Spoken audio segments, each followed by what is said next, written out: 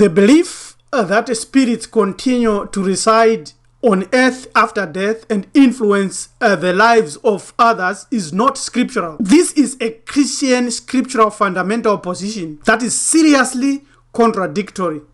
Ancestor worship in the Old Testament. What does the Bible really teach about ancestor worship? Christianity and Islam teaches Africans to dump their ancestors into the bin. First, what is a meaning of worship? Worship is the feeling or expression of reverence and adoration for deity. It is sinful to worship the dead.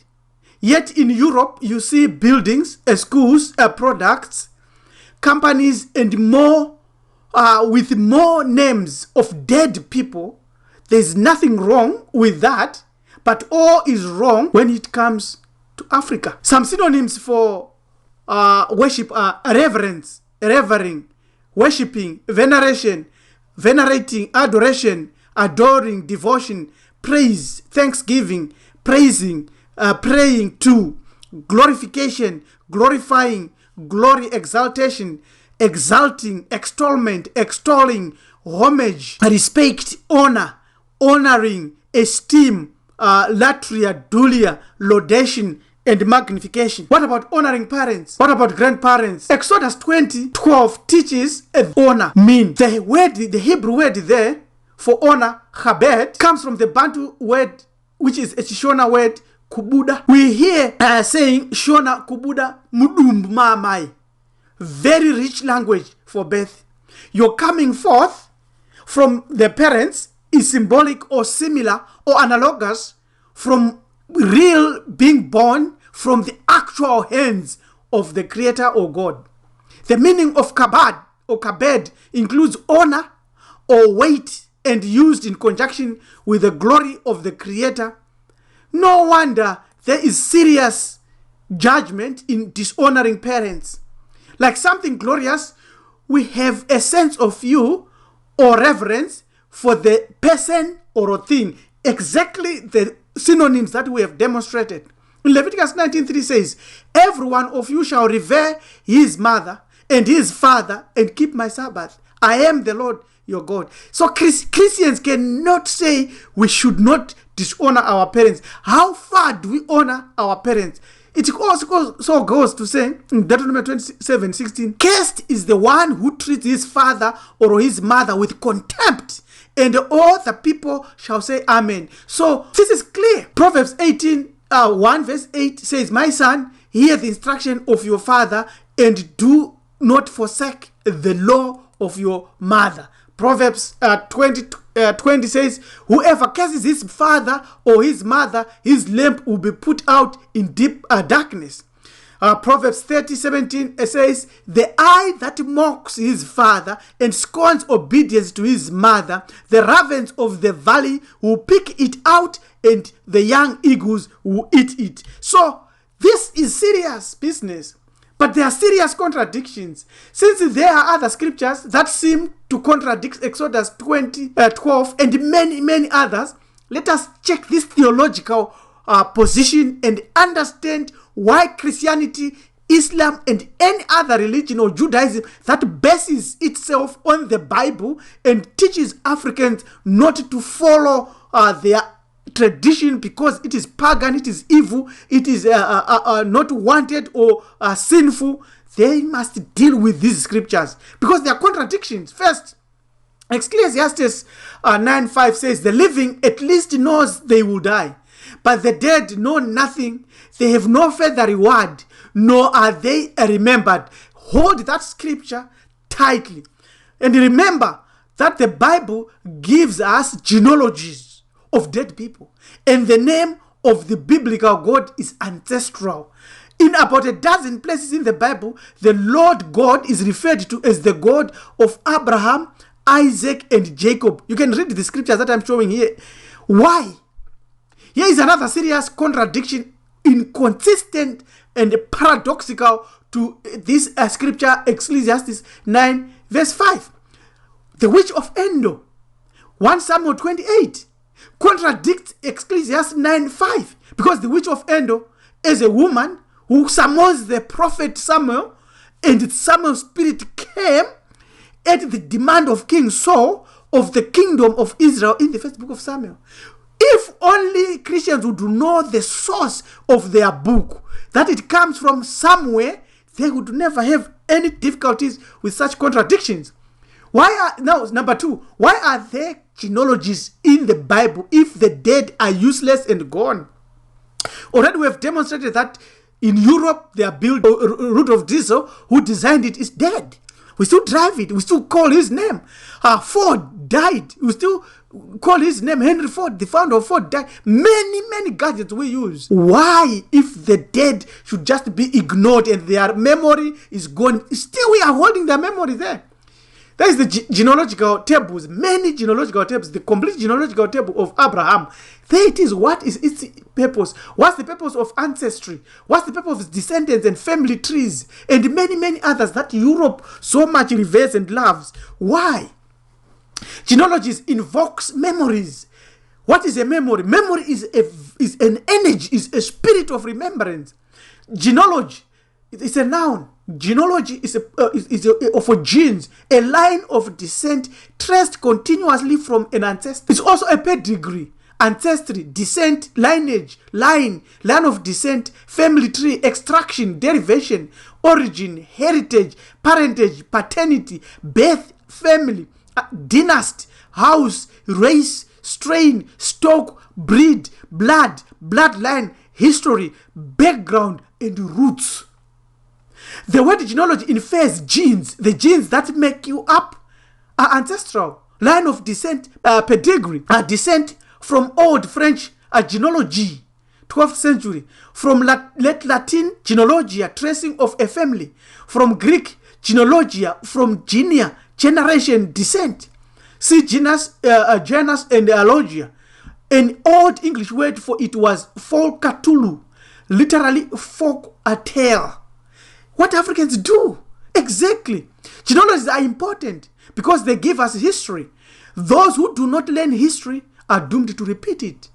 The quote is most likely due to a writer, a philosopher, George Santayana, and in its original form it read, "Those who cannot remember the past are condemned to repeat it." It's philosophy. It's clear. It's teaching us.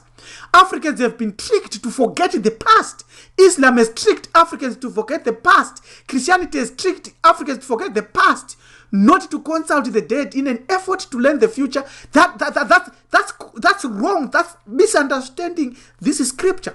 What about living a life based on the writings of dead prophets?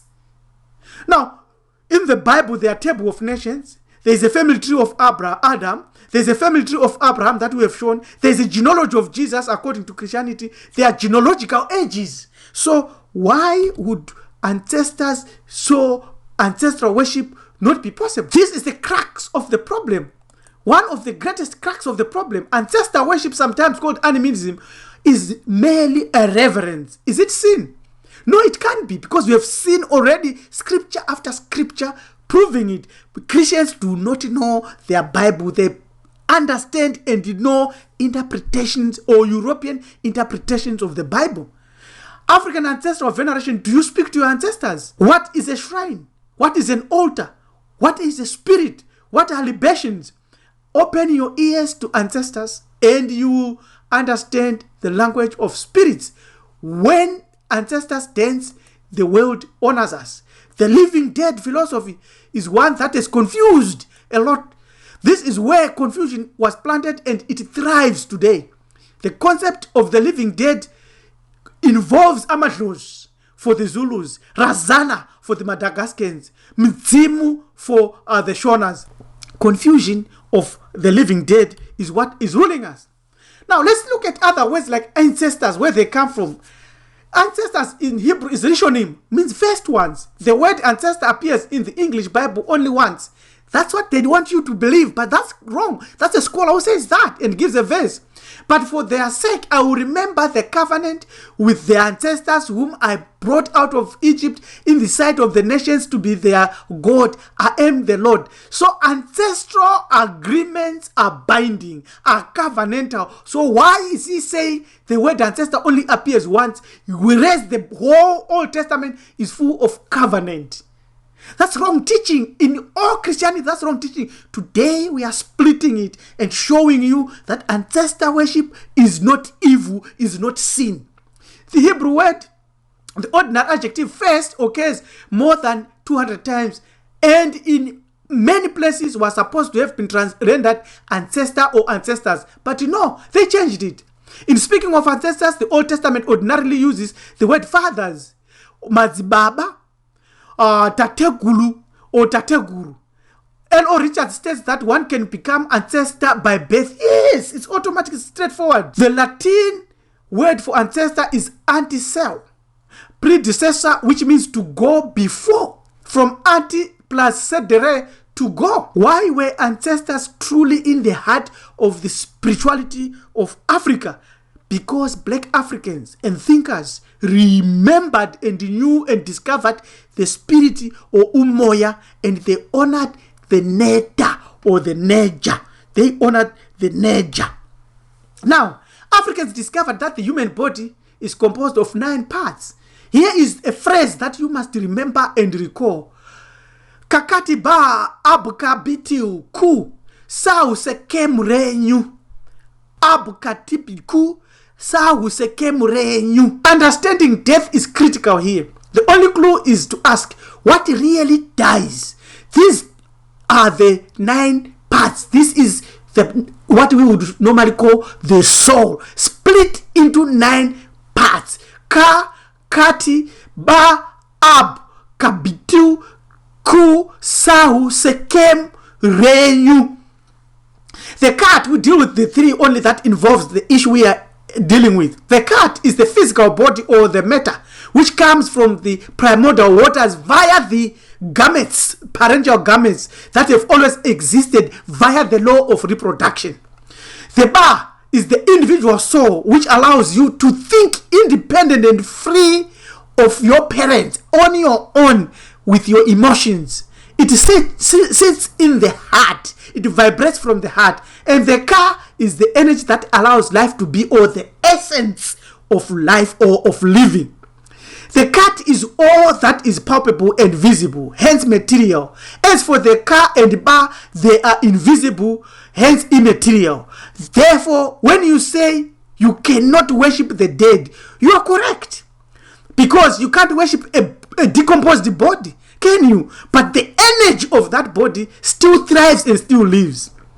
When one dies, the body decomposes. According to ancient Egyptians, ancient Africans, the ba also must be judged in tribunal of the dead, and if it is not heavy with the sins, it will be passed on to a newborn child or reincarnation. That's what we teach here at Hamiti Hebrew Ethics.